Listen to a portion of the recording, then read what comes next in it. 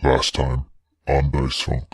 But of course you just burned another spell slot, so it's D20 time. Well, there are good ones on here, right? A magical shadow of Zoey kind of peel off of Zoey, and now there are two Zoeys. Roland's mentality right now is that if he doesn't stop the air elemental, it's going to hurt other people in Ilium. Full speed on Trinity, and you're riding next to it, and then kind of like past it, and you just whip it in half. Maximilian Hawthorne killed a wizard. Apparently he used some sort of dragon bone staff. Can you take down a reminder that I'm going to be on crab delivery duty?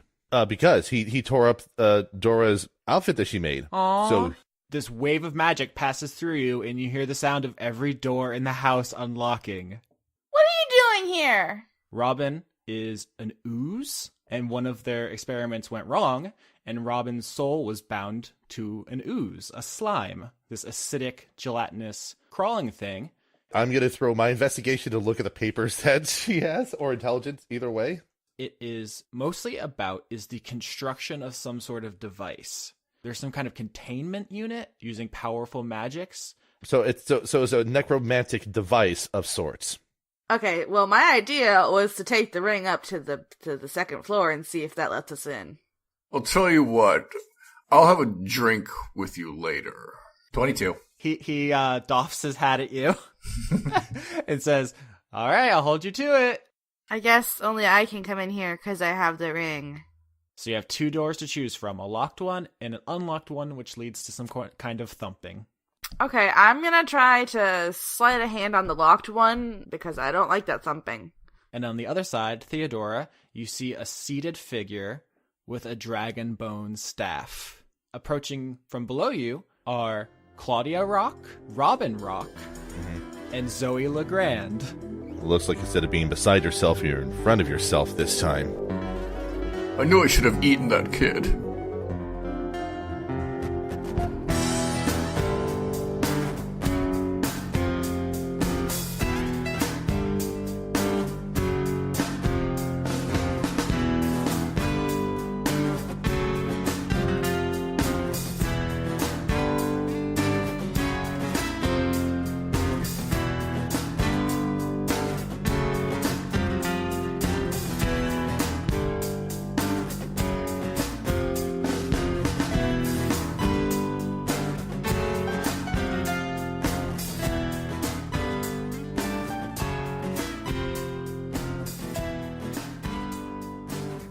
I mean, we're on a staircase, and other people are running up the staircase, and we sort of know who they are, and one of them is super familiar.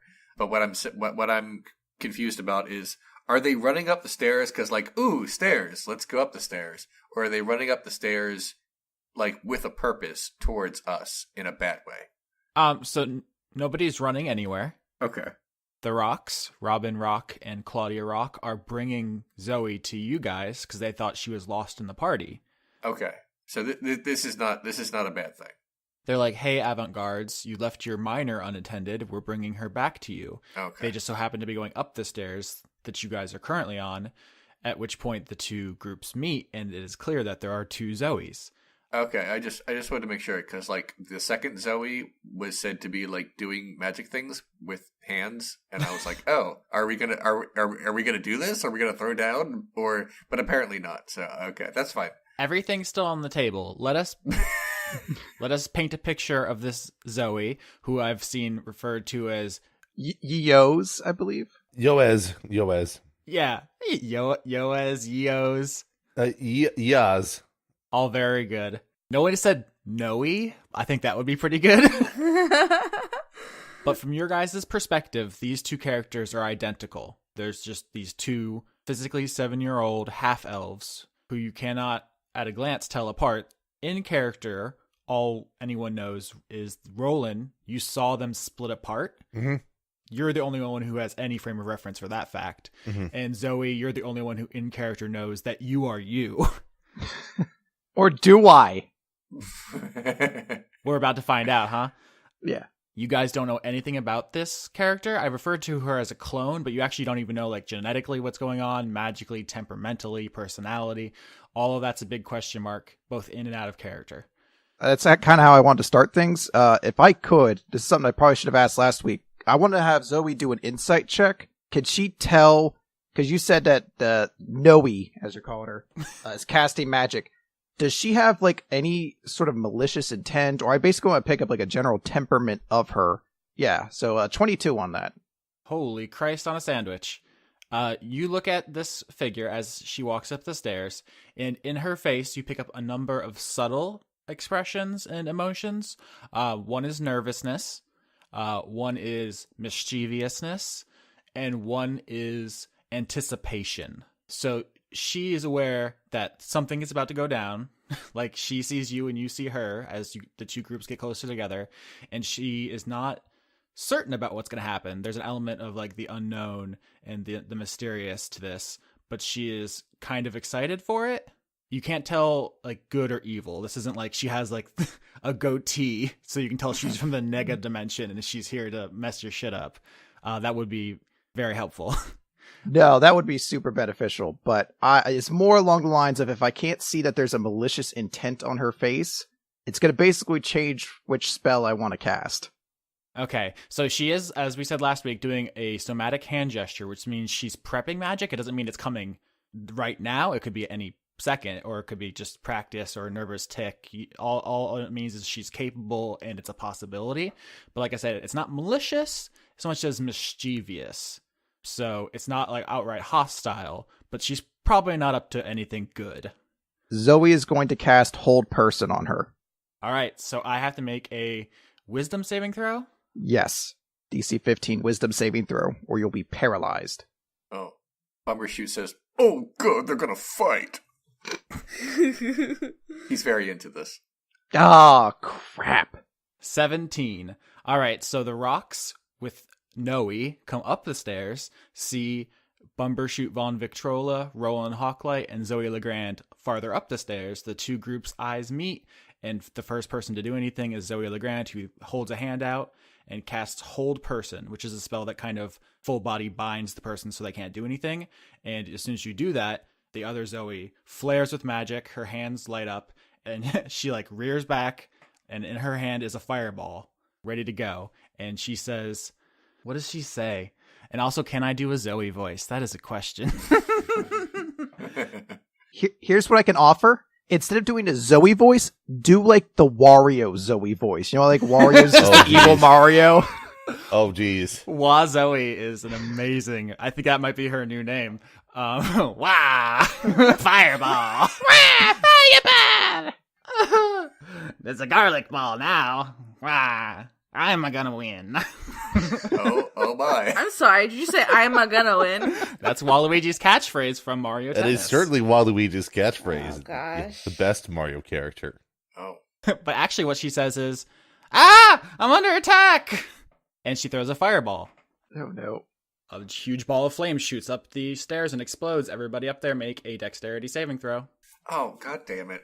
With a +4 bonus. Oh, wait, I get a +4 bonus? Because I'm a paladin, and everyone within all my allies get a bonus to their dex saving throws.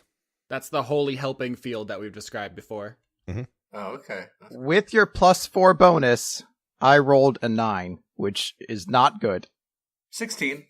All right, so the only person who saves is Bumbershoot. Nice. Which is flavorful because as a coward, I imagine as soon as he saw magic going down, he just started running up the stairs. Yeah, that was not light magic, but he's just like nervous about that kind of thing. All right, so Fireball's a pretty strong spell. Okay. 23 damage explodes in this hallway, half of which is all Bumbershoot's going to take, so 11. Everyone else takes 23. So let's describe the scene real quick. The rocks and Zoey are walking up. Zoey tries to cast a Hold Person. It does not work. Fireball comes, and this hallway explodes in fire, and the stairwell catches fire. So now you guys are fighting in a burning stairwell in addition to that damage. And Wazoey / Noe yells, "The evil one's attacking me. We have to go. We have to run." Bitch, you casted Fireball! You started it! Yeah, still. By casting a non-violent spell. I want to know, that was the decision I made of, was it going to be hold person or fireball? It was one of those two spells I was going to cast, and if she's seen malicious, it was going to be fireball. She got me on that, all right? She won the quick draw. But you've got the moral high ground, and that's what really matters. You say to yourself as you burn to death. Take that, Wazoey! Can I kind of like tip over the banister and climb down, like away from these people? If you want to like slide down a railing and to get past these people, yeah, then you can definitely make some sort of dexterity or acrobatics checks. If you literally just want to flee this by sliding down the banister and running, absolutely. 19. All right, so the fireball goes off in this hallway, and as these two parties stare each other down over this burning staircase, Bumbershoot says, I think you guys are fine. It's like, this seems like it's between y'all. And he slides down the staircase and just, I guess, runs back off into the first floor. Yeah, he says, bye, babies, and he's out of there. Okay. Basically, I mean, in all seriousness, like, Bumbershoot is down to 19 hit points. That, even though he made the save, he's weak in a lot of ways. So, he's done. He's had enough. Noe yells after you, I'll protect you, Bumbershoot. Oh, shit. Bumbershoot doesn't know, since he's passed, doesn't know which Zoey said that, and he doesn't care. So, he just slides down and then leaps off, let's say in a roll. In a nice somersault, and then lands on the first floor. Rolen is going to hold up his shield with one hand, and then fumble about and withdraw a small piece of charcoal with his other hand, and draw something on the inside of his shield. Okay. He's going to try to recreate the actual sigil that he saw inside of the ring when investigating it from earlier. All right, and since you don't have the ring to work off of, you have to go entirely from memory. So this is going to be a intelligence check with disadvantage. So good luck recreating a thing you've seen once. 13. 13. Okay, so here's what happens. Rolen, you kind of hunker down behind your shield and draw from memory the closest thing you can to the sigil. And I guess you start backing up the stairs to see if it works. Mm-hmm. And motioning to Zoey to kind of stay behind him at the same time. And Noe says, where are you going, Rolen? You have to get away from her. She's dangerous. And she's like waving you down. You threw the fireball! You tried to ensorcel me. Rolen stares down the Noe and just says, I know your true form, Shadow. You are a shadow of her current self. What are you talking about, Rolen? You are the one that don't belong here. Yeah, Rolen, what are you talking about? I can prove to you I'm the real Zoey. I know things only the real Zoey could know. You know everything she knows because you're a duplicate of her from earlier today. Therefore, you can't use that as a way to prove your own existence. Well, then why would you trust that one? Rolen then just simply smirks, lifts up his other hand, and casts Zone of Truth centered on himself. Oh. All right, so Zoey, I guess you're in the zone of truth. You have to roll a wisdom save. Do I have to roll it, or can I willingly fail it? Oh, you can. Zoey would actually know what this is, because Rolen had cast this on there before when they met originally. Yeah. It's how he learned about her wild magic and everything like that prior to the campaign starting. Roland's going to cast that, the Essence Field, and he's going to pose Zoey a question. Who casted haste on me earlier? I did. All that proves is that she thinks she did. If she thinks she's a copy of me, then she would think that. I didn't even know there was a copy of me until just now. Neither did I, until you tried to attack me. I want to do something, so, like, whenever there's, like, a break. Well, yeah, what do you do as you flee this scene? Oh, once I'm down there, I go up to, like, all of the skeletons, and I say, there's a fight upstairs, you gotta go break it up. Go! So obviously the skeletons don't say anything to you, but at the promise of more entertainment, all the skeletons stop dancing. There's like a record scratch needle drop as Awesome. The music comes to a stop, and all the skeletons stampede out of the room to watch the fight. The non-skeleton people in this room, Garrick the Great and Lady Nim, I think, are kind of left behind because they're a little bit confused with what's going on at first. So they kind of look at you, and you have very bad blood with one of them, and the other one you promised to have a drink with. And so they both look at you, Okay. I don't like Nim at all, so I'm just gonna kind of sort of like sidle over to Garrick. I mean, I don't like him either. But he does not know that. Right. So I'm just gonna like go to Garrick the Great, just in case Nim starts anything. All right. Garrick goes, "Hey, you here to have that drink now?" Fine. And basically what I do is once I get the glass, I just kind of like throw it over my shoulder when he's not looking, because I Bruce Wayne it and pretend I'm drunk. Sleight of hand to pull that off. Yeah, sleight of hand. That's fine. I have that is a power of mine. Crit. Jesus, bananas. All right, so you deftly accept this drink and go about pouring it over your shoulders slyly between boring small talk all over the floor as you kind of walk around, and you're just regaling him with your high-class tales. And Sure. You're like, miss, I did many a fancy thing. And sounds like something I'd say. And he's very impressed, and he's so busy being regaled, he doesn't notice you just slowly empty your glass all over the place. Yep. Lady Nim rolls her eyes and walks out to go watch the fight, leaving you two alone. Back in the burning hallway. Now, I have a quick question. I don't, Sketch, you could probably answer this. Does Zone of Truth only work like once it's cast, or if people enter into the zone, do they have to do a When save? people enter the zone for the first time, they have to make a charisma saving throw. Okay. And that zone will last for 10 minutes, where I cast it on myself in the hallway too, before I moved up. So Yeah, Zoe's gonna say, like, if you're so sure that you're not the clone, then why don't you come in the Zone of Truth? Because the stairway's on fire and I don't trust you. You could attack me as soon as I walk over there. I have said this several times. You're the one who cast Fireball. I want to use Gust, which is one of my cantrips. Uh-huh. And I basically want to use that to kind of blow out the fire around us, so it's not, we're not in a burning staircase so much. Gust is a cantrip. I know we got a wild magic roll off of Gust before, so cantrips are not always going to activate wild magic. So I think like the flavor version of this is you do like a tiny little wind to try to blow it out. She's like, please don't make it air elemental this time. Yeah, and you're just going around to like delicately trying to birthday candle blow out the fire as it starts to spread. Meanwhile, at the bottom of the stairs, the rocks see the skeleton stampede coming to watch the fight, and they nope out. They're like, sorry about this, Rolen. Good luck with your deadly magic twins. Bumbershoot and Garrick walk to the foot of the steps, and I want to see as far up as I can to see if they're dead or not. See if they're dead or not? Yeah, I want to see the results. All right, so, I mean, Garrick and Bumbershoot are at the back of the skeleton crowd that has gathered at the foot of the stairs. The rocks push their way through the crowd, and they leave. You can see at the foot, Zoey, and then there's fire, and then above that there is Rolen and Zoey, who are, like, backwards shuffling up the stairs. And Rolen, you know that it's not working because you've walked backwards for a while and your sigil hasn't taken you to the second floor. But because you rolled a 13, I think you have a pretty good idea of what you could do to fix it. If you want to roll again, you're like, oh, I think that line was off. I think I got to make this one a circle. If you want to try again.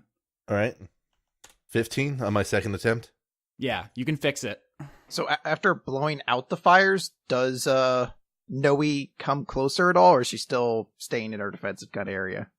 This whole scene is getting wildly out of control. The skeletons at the bottom, fire in the middle, you're putting out. Roland figured out how to fix the seal so he can go to the second floor. And Noe, at the bottom of the stairs, reaches into her pocket and pulls out an item. It is a spellcasting focus. Zoey, you recognize it immediately. Do you want to describe it for the audience? Yeah, I imagine it's going to be like a silver amulet with some kind of carved like a runic carving within it, probably in like a purplish kind of tint, like a purple tint carving within a silver amulet, and it looks very exquisite. And Noe says, if I wasn't the real Zoey, then how would I have this? This is my sister's, the great and famous Stellarosa Magnificent. Oh my! All right, first things first. Can You're the realist. Yes. Oh my! Can Zoe reach into her pocket and confirm that she still has her spellcasting? I'm assuming I have it since I've been casting spells, but Yeah, I mean, you don't need a spellcasting focus for anything unless it has a material component. So theoretically, it could be missing, depending on what you've cast so far, but you reach in and it is there. Okay, so I'm going to pull that out to kind of state the obvious on that, of how does that prove anything, but she's almost going to be kind of looking to Rolen for a moment. Rolen just sort of like gives a bit of a smirk and says, Zoey would never refer to her sister in that high of regard, you know. She's going to say, well, he isn't wrong. And almost kind of like, it feels weird for her to be like, yeah, my sister blows. Like, yeah, she's gonna be like, I mean, he's right. I don't like her. Noe says, I don't like her either. I mean, but it just proved yours is fake. How does it prove it's fake? At this point, the skeletons are like all shaking their hands over their heads and like, yeah, woo! All right, I have a question for you. If you say that I instigated everything by casting a spell, why did you decide to come back with the strongest spell I know? I have other spells that are weaker that could be used as like a retaliation, but you decided to go with the strongest spell I have. One that could have killed me. You mean the strongest spell I have? Sure! Let's just take them both. We have a spare. Get your butt in the zone of truth!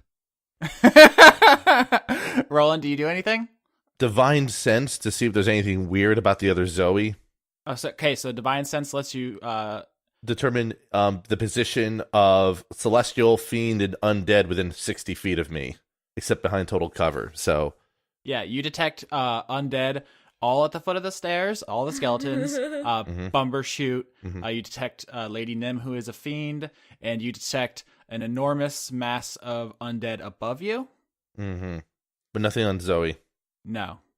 Roland said that this happened after she cast haste, essentially. Yeah. So she's going to look over to Lady Nim and try to call out to her. And she's going to say, hey, Lady Nim. Yes, darling. After that happened, I went to go check on you to see if you're okay. Do you think you'd be able to verify that I'm the real Zoey? Persuasion? 13. So you rolled a 13 to convince Lady Nim to vouch for you. She looks between the two of you, walks up to Noe at the bottom of the stairs, who turns to look at her, and Noe says, yeah, tell her I'm the real. And like halfway through, Lady Nim just grabs her by the face, which just palms her like a basketball, and you see like a pulse of dark magic surround Zoe's head, and then she lets her go, and Noe falls down to the ground, and you see she starts like sniffling and crying, because that was like a really scary thing Nim just did. She says, this is but a shade of jealousy and anger and resentment. It has memories, but there's only a fragment of a soul. Holy crap. Because I imagine it looked pretty awesome, right? Yeah, she basically like demon sucked her like essence out to check it. So I imagine like Zoe's almost gonna be like jaw drop for a moment, and she's just gonna be like, thanks. She says, no problem, little one. I'm just glad it's finally getting exciting around here. Is she gonna be okay? Noe stands up, kind of sniffling, and just says, it's not fair. It's not fair. And she's like, starts the early stages of a full-on Tantrum? Tantrum's a little strong. Sob. Yeah, a full-on sob session is on the way. But she's trying to hold it together because everybody is looking at her. Like 30 people. Bumbershoot shouts up the stairs and he says, can I eat the fake one?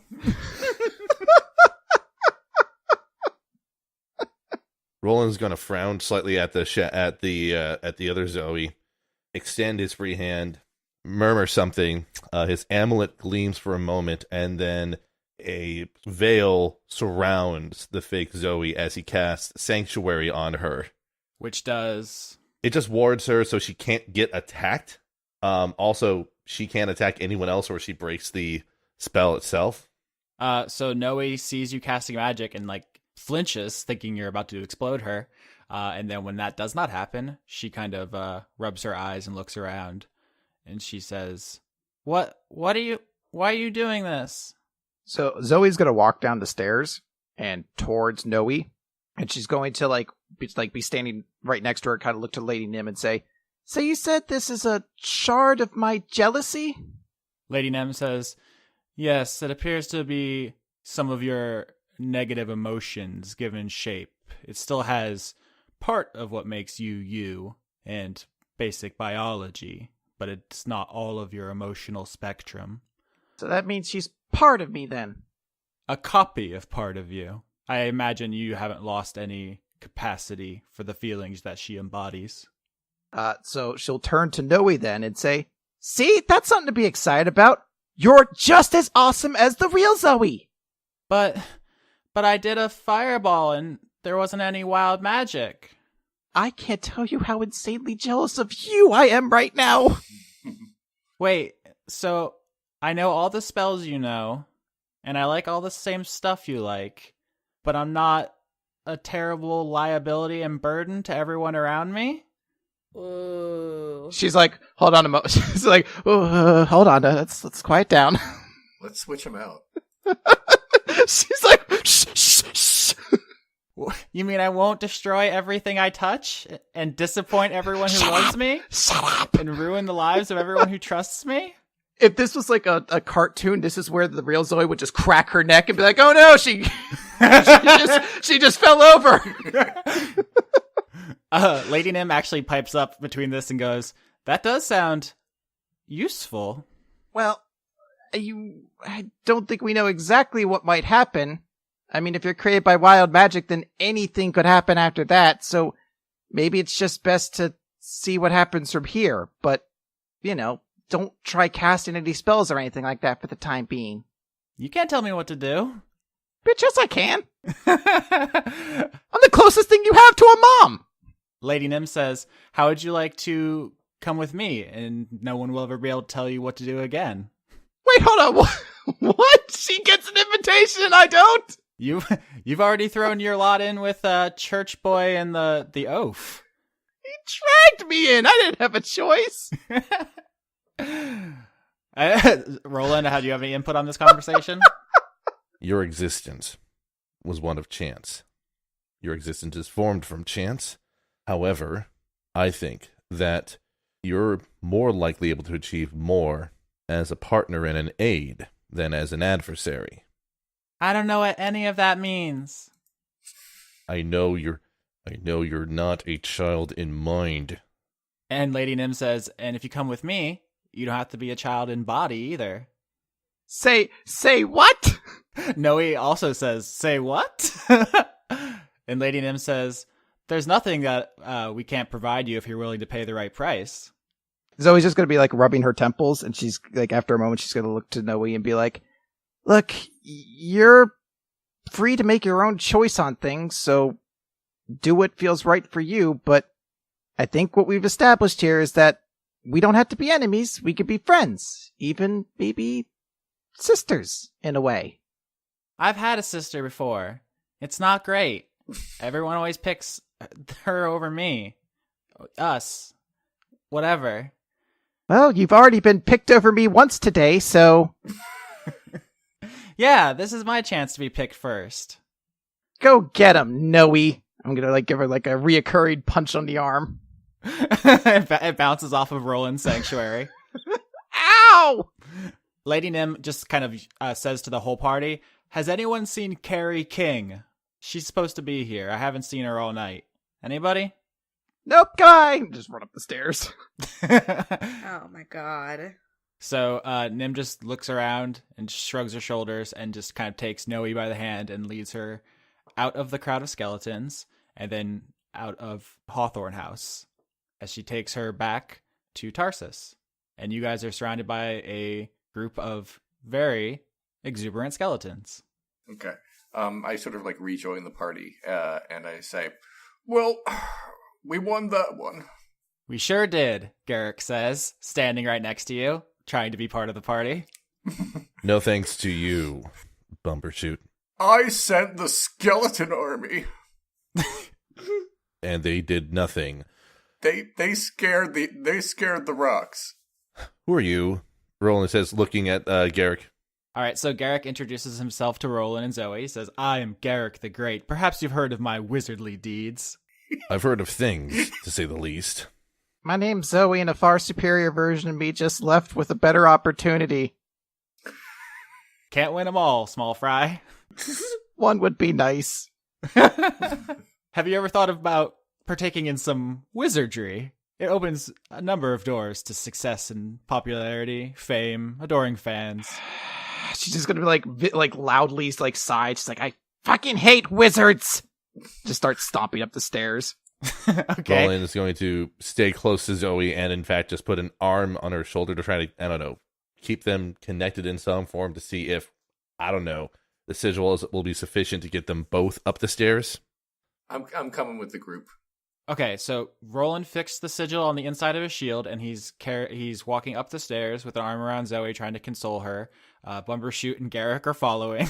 And 1 minute, Roland is walking with them, and the next, he steps onto the second floor with his arm around nothing, and a cloud of bones forms kind of a strange approximation of a skeleton, and it bows to you before returning to its work and dispersing back into a cloud of bones. As I feared. So looks back, Uzur would just go back down the steps once he's past it, or? Actually, let's cut to Theodora, because I need to know what she's been doing this whole time, because actually when you get to the second floor, who knows what could be going on at that point. Right. So let's get some Lauren. I imagine she's had her microphone muted this whole time and is just like face deep in some cat bellies over there. What's going on? Yeah, it's just tiny wiggles. All right. So after the cliffhanger at the end of the last episode, 45 minutes into this one, Theodora opens that door. Oh, jeez. I said hi, if you remember correctly. So let's be very specific. There are 2 doors on the second floor to choose from. One had thumping noises behind it, and one was locked. You unlocked that door, and when you opened it, you saw a figure with a dragon bone staff, and you said hi to that figure. Yes. That is what has been established so far. So now let's paint a bit of a more detailed scene, which is you open that door, and on the other side, there is a small, cozy study. There's a desk, and there's a chair in front of it, and there's some papers and some books, various scattered instruments in it. And it's nothing particularly interesting jumps out at you right away about the room itself. But So your focus is immediately drawn by this figure who is sitting in the chair. It's a kind of a rocking chair. And the figure is an older black woman with kind of natural hair and some gray in it. And she has the dragon bone staff kind of laying across her lap. And her eyes are closed, and she's breathing very quietly and as if she is kind of napping, sitting in this chair. And you open the door, and you say, "Hi!" oops. Did I wake her up? Her eyes flutter a little bit, but don't quite open all the way. And she says, I told you, just relock the doors. Why? What? And now her eyes open all the way. Damn it. And she sees Theodora, the Nixie, standing in her door frame. And she kind of sits up with a start and says, Oh, I thought you were the skeleton. What are you doing in my house? I'm here for the party. The party's downstairs, dear. I like to explore. Is that custom where you're from? Yeah, I'm from a swamp. I buy that. She was like, yeah, you look slimy. And she kind of like waves her hand at you as if to kind of tell you to go back. She says, all right, have fun. What's your name? What? My name's Alice, dear. What's your name? My name's Dora. What you doing up here by yourself? I live here you're in my house. Oh, why aren't you at the party? The party is for the skeletons. Why are you having a party for skeletons? Why did you break into my second floor and bombard me with questions? I'm really nosy. That I also buy that. You should be leading harder with the crab delivery service that you probably provided at some point. Also, do you like crabs? Excuse me? I breed delicious animals for food. I'm always looking for new customers. Oh, no, my staff takes care of me. I'm fine. We don't need any. I need to get a no soliciting sign, I think. Okay. Bye. All right. She kind of waves the staff a little bit, just like weakly, and behind you, some of the bones, the skeleton comes together and kind of takes you by the arm, not roughly, but as if to lead you back out. Do they do it? Do they lead me back out, or? Well, it's going to happen. Fuck it. I'm gonna use my other spell slot. I'm gonna gas up. I'm gonna turn into a little cloud. All right, so you're going to use gaseous form again? Yes. All right, so you slip through the bony fingers of the cloudy skeleton, and now you are missed in the hallway of the second floor. I want to go under the door with a thumping. All right, before the skeleton can react, you slip under the door and onto the other side, and you are in a much larger room than the cozy study you unlocked.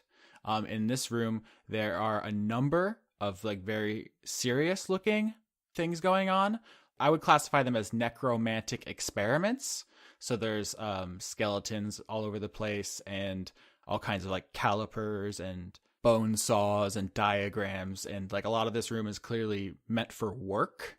But the thing that definitely catches your eye is on the far side of the room, the source of the thumping. And it is immediately familiar to you because you were carrying a drawing of it around earlier.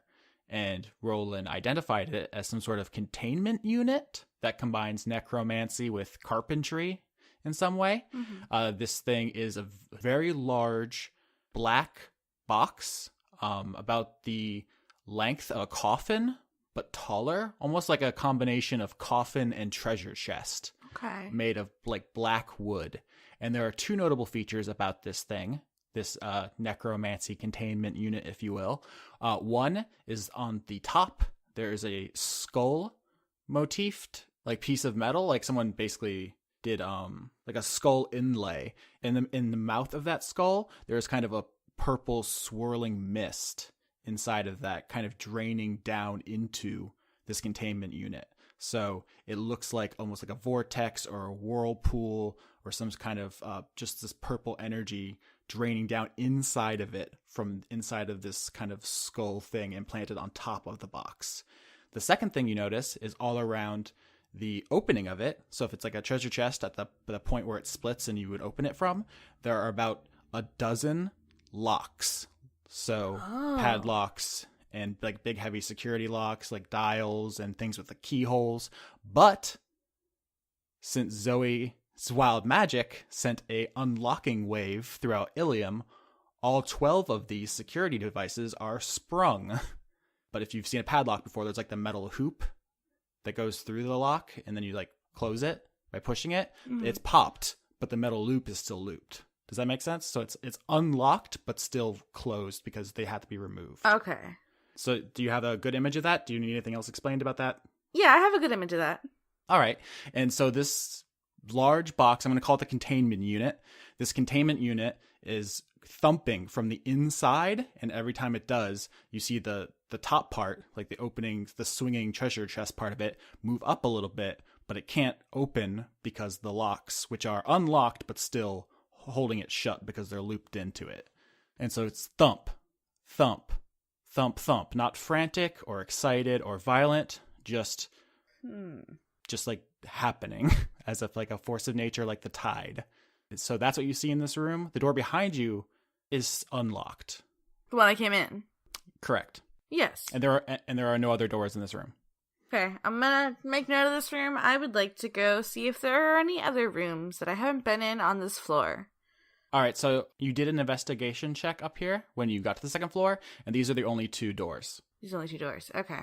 Yeah, so the rest of it is like hallway and just like decorative stuff, so nothing of interest. Open the box. I want to see what's in it. Something bad, probably. Yeah, I don't want to open it alone. You hear outside the skeleton cloud that is guarding / cleaning the hallway and upper floor, kind of scratching around, like looking to see where you went. It doesn't seem like a particularly intelligent entity, but it does seem like one that now wants to find you and then bring you back to the first floor. Well, I don't like that. Can I roll investigation on this room to see if there's anything particularly interesting? Yep. I don't want to decloud yet because I'm going to get grabbed by those skeletons. You're going to get grabbed by the ghoulies. And no thanks. I rolled a 12, which is not great. It's okay. You float around this room, and the thing you notice is that most of the equipment in here doesn't look like it's been touched in a long time. The outside, the hallway, and the study and stuff look like they're regularly dusted, like that skeleton cloud cares about keeping that area neat, but this one seems to be mostly left alone. Like someone comes in here occasionally, like straightens up, but it's like the least touched of these rooms. And also, none of the experiments seem to be in progress. Like if they were being worked on, they've been abandoned. Okay, and I don't hear anything besides the thump? Correct. Okay. Well, I want to make a ballsy move. I want to go investigate the room the lady's in, but while I'm all misty, and hope she can't figure out that I'm there. All right. So stealth, because you do still have a physical form, but with advantage because you were missed. 13. All right.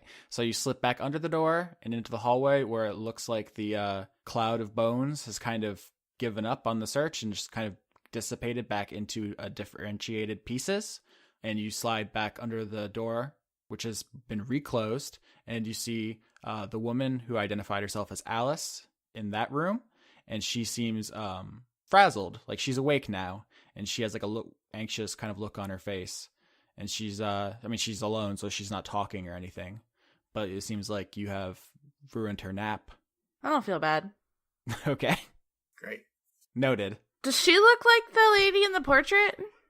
She looks exactly like the lady in the portrait. Well, I'm probably gonna get murdered, but I'd like to investigate this room as best I can. All right. I mean, you can float around in here. 17. All right. So, I mean, that's really good. You don't see anything that's related to your quest, you don't think? It's not like in the corner there's like a secret book explaining exactly everything. But you also don't see any evidence of any like dark evil magic. Like there's not like a torture dungeon in here. She's not flaying people alive. Like there's not like any like dark necromantic shit. You haven't stumbled upon the dark secret of Hawthorne House, essentially. It seems like there's an old lady who lives here, and she's waited on by a team of dopey skeletons. And there's something thumping in the other room. There is something thumping in there. Oh man, I have to open up that thumping box. Is Rolen up here yet? I don't want to do it alone. That confrontation downstairs took a little bit. If you want to just float around as gas waiting for Rolen, that's a legitimate move. I'm gonna do that.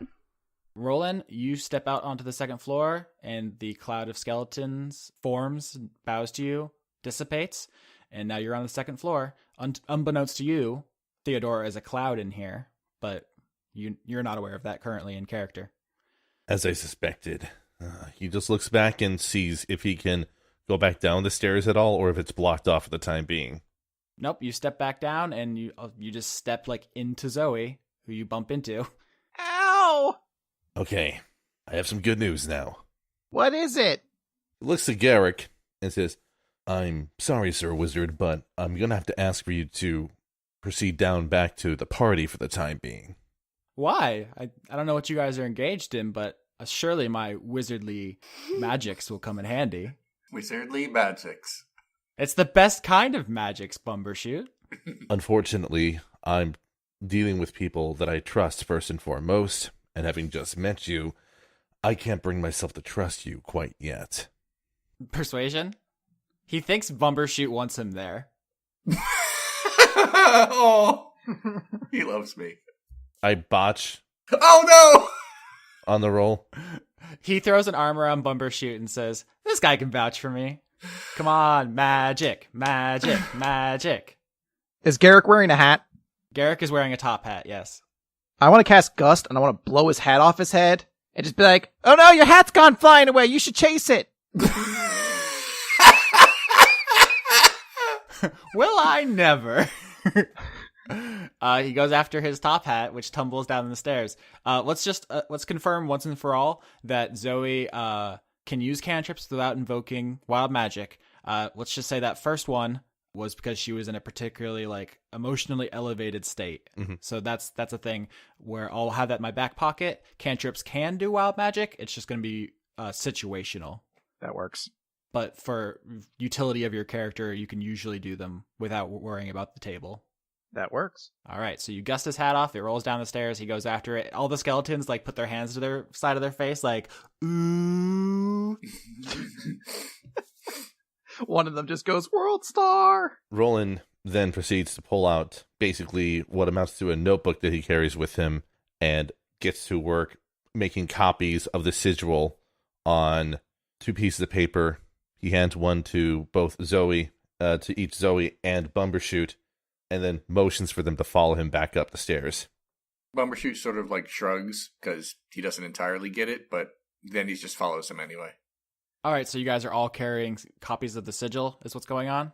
Yes. Yes. All right, so you all step out onto the second floor, and when the skeleton parts come together to bow to you, as they usually do, they get halfway through the bow, stop, look at three of you, which is more than the amount of people who should have wedding rings, which usually come in 2. Pairs. Yes. Traditionally.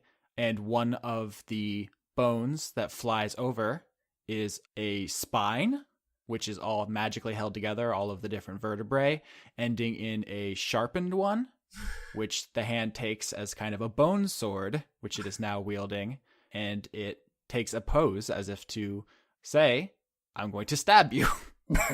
It does not say that, but that's what its pose says. That is the universal pose for I'm going to stab you. Yeah. Which person is it in front of doing the stabbing motion, or is it just like a general to all three of us sort of thing? To all three of you. Take care of him, Rolen. Does that mean you walk away? No. I'm just, Rolen is at the head of the party in our group, and Bumbershoot just assumes that the big beefy guy will do the heavy lifting. Zoe's going to start going through the motions, essentially, like the semantic motions of preparing to cast a spell, as like kind of looking towards Rolen for approval on whether or not to start casting a spell and trying to kill this thing. I'm watching in the hallway as a cloud. Like, yikes. I'm not feeling that. Rolen holds out his shield, which is sort of a holy symbol, and simply states, there's no need to rattle things up here. We can keep this whole situation a bit more calm. Really? With the dad jokes now? Do you really want those to be your last words, Roland? Last words? So that's what you attempt to do? You attempt to dissuade it from stabbing you? Yeah. These skeletons have been very reasonable so far. Okay, so you say that you don't think it should attack you. It is a vaguely humanoid-shaped cloud of bones, magically compelled to defend this floor from people who shouldn't be here, so it does not really take your argument into account, and thrusts forward with a bone sword to try to stab you, I guess. It's on. 14? It misses. Bumbershoot stands there and polishes his monocle. I'm gonna I'm gonna turn to a person again. And I'm gonna say, Bumbles, follow me! Can I get past the skeleton while they're fighting, or is that like... You'll take an attack of opportunity to move past it. Oh, no, nope. Nope. I'm not gonna do that. Bumbershoot would not do that. And he just sort of like motions toward the skeleton and then shrugs like, duh. What are you gonna do? I need you to help me open a mysterious something box. I'm too short. Let me look at my... Bumbles, come on!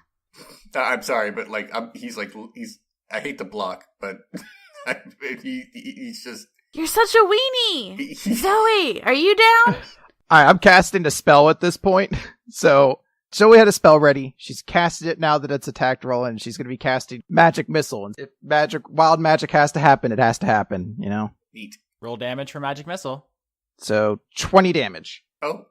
For flavor reasons, I like to imagine when Zoe casts Magic Missile, it's like when Dragon Ball Z characters are fine and they're just throwing out energy blasts all crazy at one another. Yeah. So the skeleton thrusts at Roland, who parries it, and then you just Dragon Ball Z rock this dude with a bunch of energy balls. And as your magic missiles hit it, he kind of just starts coming apart because he's not really held together by anything. So when you hit the skeleton, it just starts blasting bits off of it. 20 damage is actually kind of a lot. And so you severely destroy this dude's structural integrity, but the pieces kind of just start to come back together. During the point where he's when he's a bunch of bones and not yet come back together, can Bumbershoot take that opportunity to sort of like sprint past? Yes, but we also have a wild magic roll. Okay, fair enough. We can do that first. Ready for the D20 roll? yes. I rolled a 9. What's 9 give us? Oh, I like this one. So Zoe, what color is your hair? She's got like it's like light not burgundy. What's brown? Yeah, what's brown? What's the word for brown for hair color? Brunette. Brunette. There we go. That's black. No, it's not. Oh my gosh. Brunette is brown. You know what? It doesn't matter. Let's just do it. No, let's derail the whole podcast arguing about hair color. Yeah. So it is not that anymore. As you hold out your hands and you shoot a bunch of energy blasts at this dude, your hair goes Super Saiyan. Just like Oh, bright, loud yellow. yes. You supersonic. Yes. Just right the hell out. And you don't notice this. Everyone else does, though. Can it shoot up and get all spiky too? Of course. Yes. Oh my goodness. It should. I went Super Saiyan. But the skeleton is starting to come back together. If you want to run by it, Bumbershoot, I guess you can now. That is my plan. I'm like sprinting past so I can get to Dora. All right, so you get past the skeleton and you meet up with Dora, and I guess we're in 2 teams now. Yeah. All right, so Team Spooky is Dora and Bumbershoot. I'll need to think of a new. More like Team Coward. I mean, I'm the only one who's like accomplished anything in the mission yet. I had some really funny lines. We're gonna open the thumping box. Okay, Bumbershoot follows Dora to the box. All right, so Team Spooky goes into the unlocked room with a thumping box, and if you guys are just going to start taking locks off of it. Yep. Okay, Bumbershoot sort of like scratches his chin, like, do I want to do this? And then he says, "What's in the box?" Just to nobody, just as a 7 reference, or To Dora, the only other person who's standing there. I don't know. It's the only thing that looks interesting up here, so I guess we're gonna find out. Okay, this is what Bumbershoot does. He sort of like tries to like flick them open with his cane, like getting like a little bit of distance for himself, and also closing his eyes a little, and also almost crying. Oh, I like that a lot. He's super scared, but he also feels like this is obviously the thing we need to do. So as the skeleton comes back together, do Rolen or Zoey do anything? Zoey is at 4 hit points, so she is getting behind Roland as quickly as possible. All right. Rolen? Yeah, and Roland's at basically the same hit points Bumbershoot is. So Roland is going to sort of stay with his shield poised up. He's going to reach back, put a hand on Zoey, and use lay on hands to heal her up by 10 hit points. So she's at 14 now. And that's since that takes an action to do. Otherwise, she's just sort of staying there, shield raised, sort of like guarding Zoey from skeleton and still not quite attacking it. So I really like this image. On one hand, we have Team Bravery in a defensive position, healing up, working together, teamwork. The skeleton's menacing you, but you have the shield between you, and it's a really good picture, a really good moment. And then it cuts to Team Spooky ripping all the locks off of this thumping box. And when you guys pull the last one, it thumps right the heck open, and you... I was wondering if this was going to happen this episode. Nice. It's on. And what happens is there is a torrent, a flood, a deluge, a eruption of what can only be described as spirits that explode out of the box. Did we literally just open Pandora's box?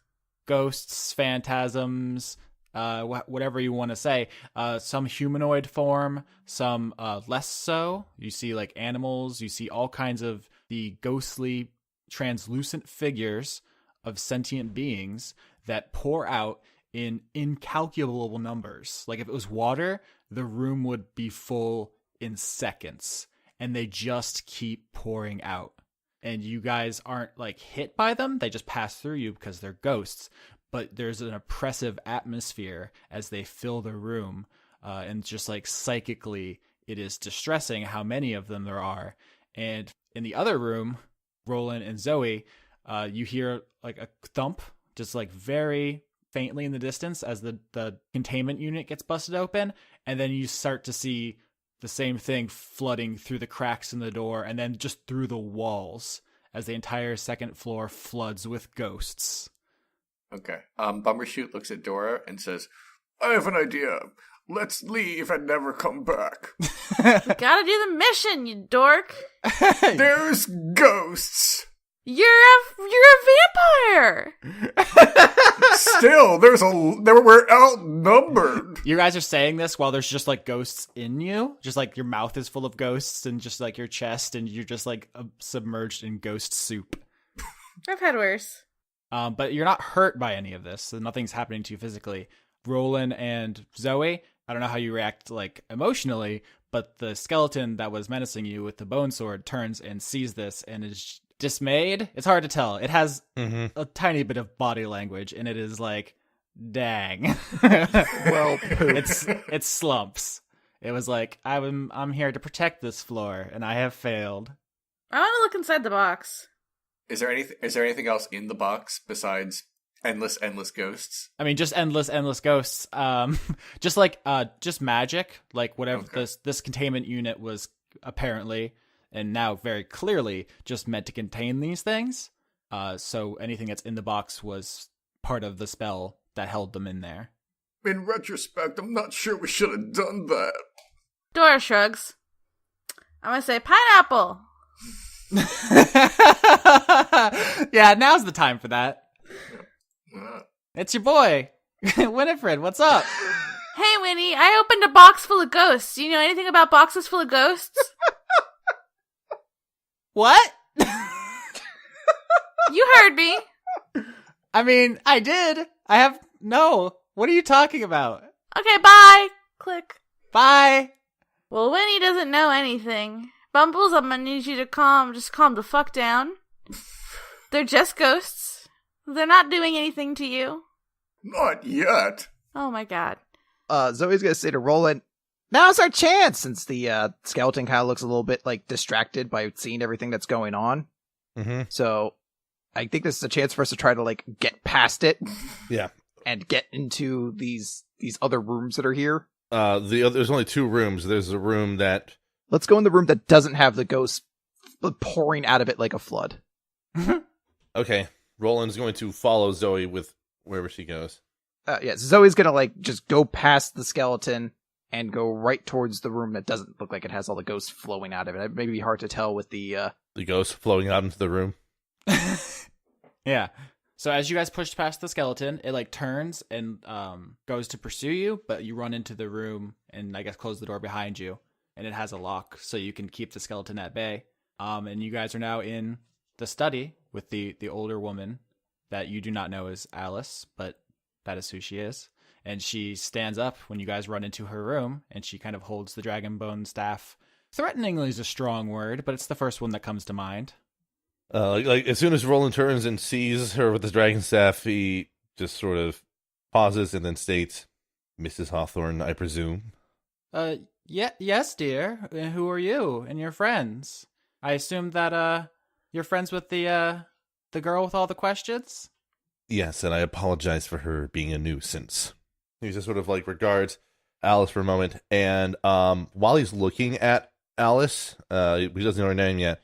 He's gonna, maybe because of all the ghosts outside, he's just going to tap divine sense real quick because he has another 3 expense of that. Mm-hmm. Does he notice anything weird other than the skeleton and ghosts outside? Is there anything about this room? No, she does not register, and nothing in this room registers as fiend or undead or any of the other things you can. Celestial, yeah. Although ghosts do start to pour in. Yeah. As like you say, like, I'm sorry about my friend, like, and just suddenly there's like ghosts start to come into the room. So Zoe's gonna cast a cantrip. Mm-hmm. She's gonna cast message, which basically is like telepathic communication with Roland, and she's just say, "So this is Hawthorne, right? The necromancer." This part of the spell was that the subject can respond back. It is a Hawthorne. So this is our target. I'm not sure if she is a necromancer or not. Also, these ghosts are a problem. He assumes that Alice is going to see the ghosts pretty much as soon as he starts sleeping in. Yeah, I was letting you guys have that telepathic conversation real quick, but as soon as the room starts leaking ghosts, she says, "Oh my word, did your friends open... You... Shall we close whatever it is they opened? It's too late now." I'm going to have a meeting with those 2.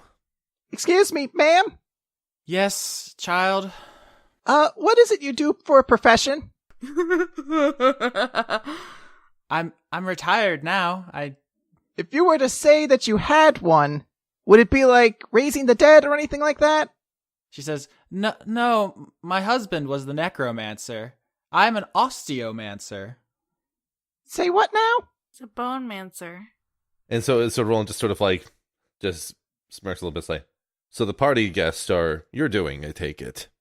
Well, yes. I mean, the skeletons don't retain souls, but they have the lingering magic of life, just a tiny fraction buried somewhere within them. And so on some level, I think they enjoy being around living people from time to time. It's the least I could do for their service. It's a very gracious act on your part, ma'am. So, is your husband around? Oh, no. Max hasn't been with us for some time. Pineapple. Pineapple? It's your boy! Winnie, you said it was a necromancer we had to bring back, right? Yeah. The contract was for, let me check the specific wording. It was, the necromancer in charge of Hawthorne House is the wording. Wouldn't, and she's going to relay the word. I'm going to butcher it if I try to repeat you. Osteomancer. Osteomancer. Does an osteomancer count? What the hell is that? Thanks, Winnie. Pineapple. Pineapple out. Bye. Everyone keeps hanging up on him. Like Rolen has rested his shield on the ground, has his hands on it. It's not in a very calm, non-threatening stance. All right, so you're taking a bit of a less confrontational posture. At which point the ghosts are just this room is just full of ghosts now. Like you guys are just swimming in it like you're underwater, basically. And Rolen just regards the ghosts and says, "And I take it that their containment was your husband's doing." Oh yeah, nothing can leave Ilium, including the souls of those who have departed. And in order to keep the Ilium from being overrun with the souls of the departed, he concocted a means to contain them. He was very smart. It is a very smart plan, I'll give him that. Rolen then sort of furrows his brows a little bit. How was he able to do it, though? I mean, it was his life's work. He spent decades trying to get the containment spell and the right mechanisms to drain the spirits of the newly departed into it. I can't really tell you. I'm no necromancer. I started as a doctor, and I just realized magic was so much easier to help me do my work on the living, you see. Mm-hmm. But of course, there's some crossover with elements of the dead, but no spirits. Necromancy shares its ilk with both those who bring about the undead as well as those who work with the dead as healers. So that is understandable. Yeah, there's a lot of misconceptions about necromancy. That's why we had to come here. There's a great many people in the world who did not approve of my husband's line of work and who refused to understand. Your husband was interested in necromancy for the containment purpose, or was that just an extension of it once he and you found your way into Ilium? Yes, that was his life's work when we came here. That's how he spent his days within this prison. Outside, he was part of a number of different brave works to better the world through magic that is unfairly vilified. I'm wondering if Rolen can do a religion check or something to kind of see if he might have heard of. Yeah, if you want to roll religion.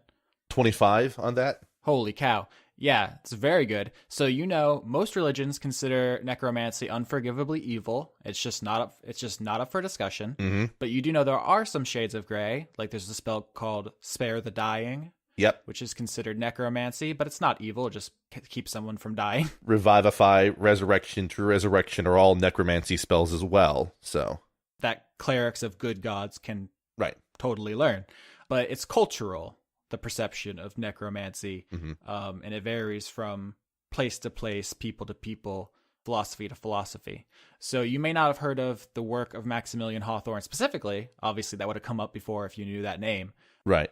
But you're aware that necromancy is not inherently evil in the same way that many things can be used for dangerous and helpful purposes. Like medicine itself, right? Medicine in a high enough quantity is poison. Rolen is going to indicate to Pineapple at this moment. Okay. You guys are just whispering pineapple to yourself, and she's just looking at you just yo, I think these people are fucking crazy. I like to imagine Zoe's just batting away ghosts like they're flies. Get out of here. But yeah, you want to say, if you say pineapple, you get, of course, Winifred's newly minted catchphrase, "What up? It's your boy, Winnie." Friend, there is a complication to the mission. Isn't there always? It appears that the necromancer Hawthorne has been dead for some period of time already. Can you arrest a dead guy? No, but I can possibly bring back the item that he acquired during the alleged murder that was committed on that wizard you mentioned last time. I don't know if items have, like, criminal culpability. I don't know. I'm no expert. You're the... No, it would be effectively a way of indicating that the person in question is no longer a threat to Ilium. I mean, I'll leave it to your judgment, Roland. I trust you. I think it's up to you to how you want to handle this. In either case, if it's possible to, I don't know, get any clarification from the warden about what to do about this situation, that would be helpful. Otherwise, I suspect we might be getting a mission sometime soon to deal with ghost cleanup. I guess I can float down and ask him, but by the time I get back, I don't know if I'll... Just do what you can, friend. All right. Any effort is appreciated. All right, good luck. This is Roland, over and out. Thank you. Bye. Roland regards Mrs. Hawthorne and says, "Do you prefer being called something other than Mrs. Hawthorne?" Oh, my name's Alice. I'm Roland, and I'm one of a member of a group called, you might have heard of possibly, called the Avant-Gardes. We operate within Ilium. No, I'm sorry. I haven't left in many years. Do you know who the warden is? No, that doesn't ring any bells. The warden is an entity that lives in the center of town and sometimes issues requests for bounty hunters to act upon. I want to be forthright about the situation here due to, well, the actions of my peers. We were tasked to meet with the necromancer by the name of Hawthorne here and bring them in for questioning, at the very least. All right, so you're just being honest about your mission with her, basically. Roland is being honest with her. Before she responds, what have Bumbershoot and Theodora been doing this entire time since they let the ghosts out of the bag? Bumbershoot is trying to close the box. Oh, you can just close it. Okay, I do. Like a treasure chest, you just drop it closed. I don't think that's how it works, Bumbles. I'm gonna try anyway. No, the magical seal has been broken and the ghosts are out and about now. I would like to look at the notes to see if I can figure out how to fix it. And I would like to steal things. Wait, yeah, let me roll investigation to see if there's anything awesome I can steal. Dora, you already looked at the notes, and Roland looked at the notes, and so you have no earthly idea what to do with that stuff. You pop the top, and now it don't stop. And there's like no notes or books in here, right? There's a ton of books in here, yeah, but in the meantime, Bumbershoot rolled a 2. Yeah, for the audience, I didn't do well at all in my investigation roll. He gets a mouthful of ghost. Let me be clear. In every scene from now until you guys leave this mansion, imagine in your mind every conversation happening with a mouthful of ghost. No, Dora's trying to eat the ghosts. Amazing. But this is now the Pac-Man podcast because y'all eating ghosts. All right. Bumbershoot, you try to find something worth stealing, and you're just like rummaging through tools and items on the counter, and you cut your hand on a scalpel. Oh. So take D4 damage. Okay. That's what your 2 does. So back in the other room, Roland, you honestly explain what's going on. Mm-hmm. And Alice says, "I'm sorry to trouble you, but I just want to be left alone. I'm sorry if you're in a tough spot, but if you and your friends could just leave before you make things any worse." Excuse me, ma'am. If you just wanted to be left alone, why did you throw a party? I told you, it's for the skeletons. They've served me faithfully for decades, and they don't have souls anymore. But they can have fun. They've spent decades in contact with human souls, and that leaves the residue of personalities inside them, and they seem to get some kind of enjoyment from entertainment. And I can't pay them in any traditional way, so every once in a while I just let them kind of enjoy themselves. Surely you saw the party. They don't enjoy themselves in a traditional way, but they enjoy being around humans and other living beings as they act about, and they get their stimulus mostly from the living acting around them more than themselves. Yeah, whatever's inside them still resonates with joy around them, and it's really all I can do for them. Zoey will cast a message to Roland and say, "I think this is our target, but it's up to you." So, I mean, this kind of comes down to Roland as the moral center of this group, how do you think this should be handled? It's up to you, really, the nuances of your religious beliefs. If you want to establish that the triad believes certain things about necromancy or osteomancy, you can establish that now, or you can say that there's nothing established and you can make it up. I mean, the triad per se in this context would view necromancy as broadly abominable, but again, any sort of justice or any sort of attempt to instill actions on others has to be measured by degrees of mercy and understanding. So from his standpoint, taking a widower who isn't actively harming anyone and at least outwardly appears to be not a threat to Ilium just doesn't seem to be an appropriate course of action. So it would be one thing if it was someone who invited people to a party to kill them and turn them into skeletons, but that's clearly not the case. And I mean, roll insight, I guess, to kind of gauge how honest she's been, but 15. With a 15, do you think she's being perfectly frank with you? She doesn't seem to have anything to hide. She just seems mostly upset that you guys have opened the containment unit. That seems to be her main thing. Also, some other factors to consider are you guys don't get paid if you don't bring anything, which means no diamond for Zoey, nothing that can help Rolen get his armor back, nothing that Theodora can use to glorify Gonador, and nothing to satisfy Bumbershoot's ego, I guess. I would like to offer any help that I can in fixing the error of my allies, if that is at all possible. There's one thing that I would like to ask about before we leave you be, though, Alice. Yes? How did you acquire that staff? It's a particularly fascinating item. Oh, well, that's kind of a long story. And as she says that, you guys hear a crash and the sound of breaking glass from down the hallway in the second floor, near the stairs where you came up. Aw, heck. Use us, Alice. And then heads to check the sound with Zoey in hand, probably, or Zoey following. Yep. I want to check. Yep. All right, so the party regroups in the hallway, just full of ghosts. Oops, all ghosts. Oops, all ghosts. And you guys wade through, the sea of spirits to find the source of the sound, which you see is the only window on the second floor of Hawthorne House, which has been smashed in, and standing there is Claudia Rock. And behind her oozes in Robin Rock. And as he takes his elf form, they kind of dust themselves off, and Claudia turns to you and says, I can't believe we didn't just try busting in the window the first thing. That would have made this whole thing a lot easier, huh? I opened a box full of ghosts. As you say that, before she can respond with her cutting wit and lovable sass, the cloud skeleton reforms and draws its bladed spine. This guy.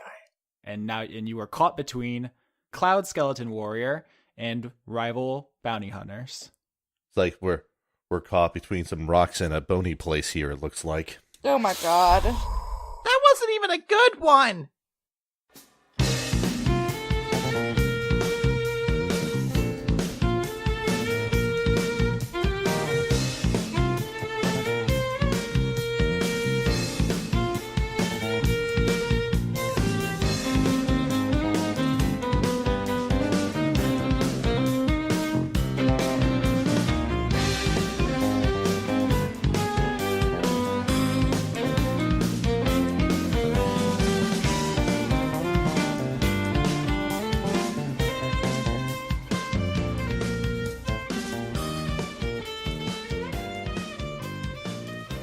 As always, I'd like to thank Overclocked Remix for our music, which includes Acoustic Jam at the Lucifer Alpha, an arrangement of Biohazard from Snatcher, Simply Be Grooved, an arrangement of Simple and Clean from Kingdom Hearts, and In the Beginning There Was Jazz, an arrangement of Beginning from Castlevania. Executive producers for the month of April 2017 are Kirstine Haslinger, Extellaris, Joseph Tombrello, Andrew Grothin, Jade, The Cult of Gorfanax, Irving Royale, Paul Mullen, Finch DeYoung, Arjun de Koning, Luke Powers, Michael Goodell, Brent, Ripter Stormwolf, Miko Kurjo Kangas, Dennis Bengston, Josh Mosier, Endigo Van Dane, James Bevan, Allison Ansell, Sydney Marsing, Just a Jester, John Potts, Kevin Dobbins, Savarden Akrisimova, Carl, Brady Warner, Kitty Foe, James Neely, Eugene T., Marissa Donaldson, Melanie Joe, Lana Seawolf, Toby Gleason Stack, Ruby Offer, Matthew Weber, Sarah Hanley, Melissa Booker, Cameron Abbas, Dylan, Gary Sayon, Anna Stuhlfarer, Sean the host of Funk Dunk, Giorgio Renna, Harrison Andrew, Kevin Seidlow, Christopher Charlo, Jorit, Viger Arnston, Cody Jackson, August Rue, Athos, and Ingmar Gremmen. If you want to be added to this list, you can support the show at patreon.com/Austin Yorski, and you can support Leon at patreon.com/RenegadeCut, and you can also find Chris at patreon.com/Weekly Manga Recap. You can also help out by finding us on iTunes, Google Play, Podbean, YouTube, or wherever else you found the show, and liking, rating, or leaving a comment. Every little bit helps, and word of mouth is the only way anyone ever finds out about us. What would an ad for the show even sound like? Yes, come listen to a video game critic pretend to be a lesbian elf. Actually, there's probably a market for that.